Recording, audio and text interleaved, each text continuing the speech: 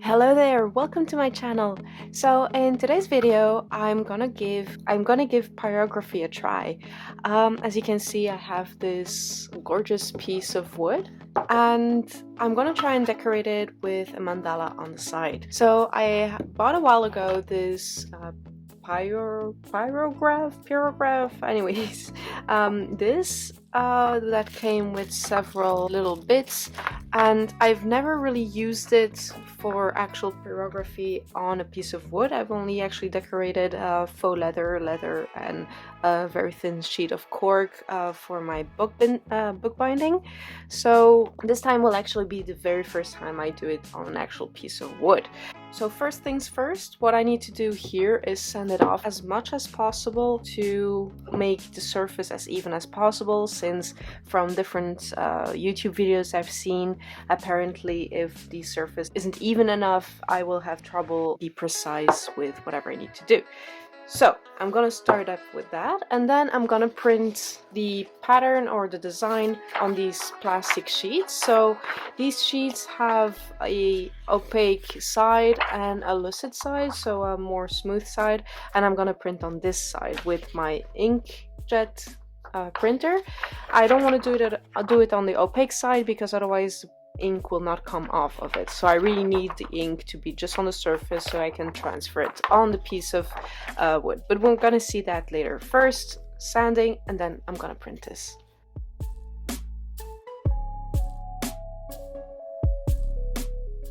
So it's not perfect. I don't know how much I should go, but it's kind of smooth, especially I want to work on this side of this piece. I'm gonna make like a partial mandala, just this angle, because I couldn't find actually a perfectly round piece of wood. So I think with this one, it would come out way better just on this side. So now let's go to the printing. Okay, so here it is. So now I turn it over. Gonna position it the way I like it. Say like this, and can't move it. So what I can use here, I have this buffer on the white side, the smooth side. I help transfer the ink onto the piece of wood.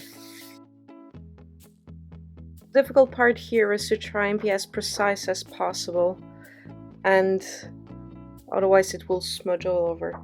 Anyway, so this is done, and I can heat up the pyrographer. So since here we have a lot of those very thin lines, the bit I'm gonna use is this pointy one. I hope I'm doing the right thing.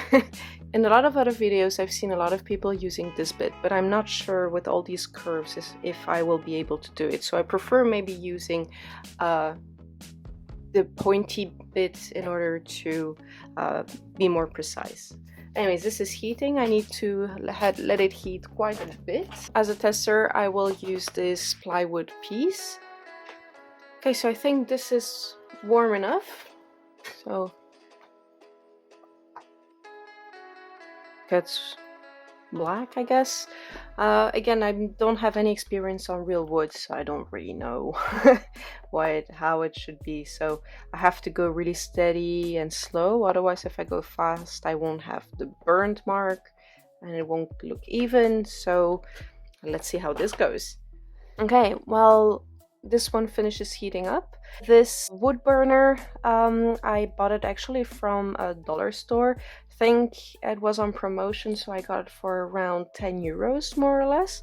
I bought it at the Action for Europeans among us that know. So I don't expect the quality of this to be extremely high or to function perfectly like any other wood, but I don't know, just give it a try and see if it's actually worth it. It's not really an unboxing or a review since I already used it, but I can still give my meaning on it and see if these cheap tools can actually have some kind of value to it. So anyways, I think it's hot enough, so let's try.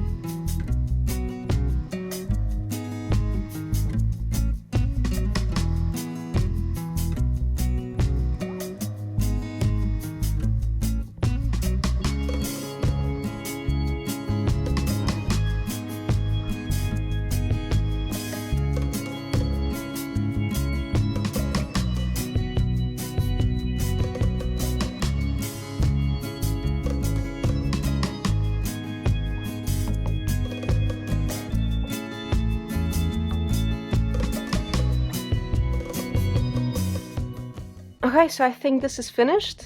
As you can see, I changed bits 3 times. So I went from the pen shape to the flat one, and then to the more thick point. I don't know, they have probably names, I have no idea how to call them. I do think that as my first wood burning project, I didn't make my life easy, because it wasn't really easy to make straight lines, and sometimes as I tried to make some lines on the plywood, it seemed like it was way easier. So yeah, maybe I could have made my life easier by doing a project on a piece of plywood, but then it wouldn't have been that nice actually as a result, since I'm going to use this as a coaster or something to put on the table, so a piece of plywood would not have done the trick. Nevertheless, I am quite pleased with it. I mean, from far away it looks neat, it looks nice, and with few imperfections, but then obviously when you look closer, it's full of imperfections. I mean, it's just let's not look close to it. Yeah, no, kidding. But for overall experience, I think it was pretty cool to actually try, and it's a bit like meditating, you know, like it takes a long time to make every single line before it actually darkens well enough. I don't know if it's because of the quality of this cheaper wood burner, or it's because that's actually how it works, although I've heard from different people on YouTube that it is a game of patience, so maybe that might be it.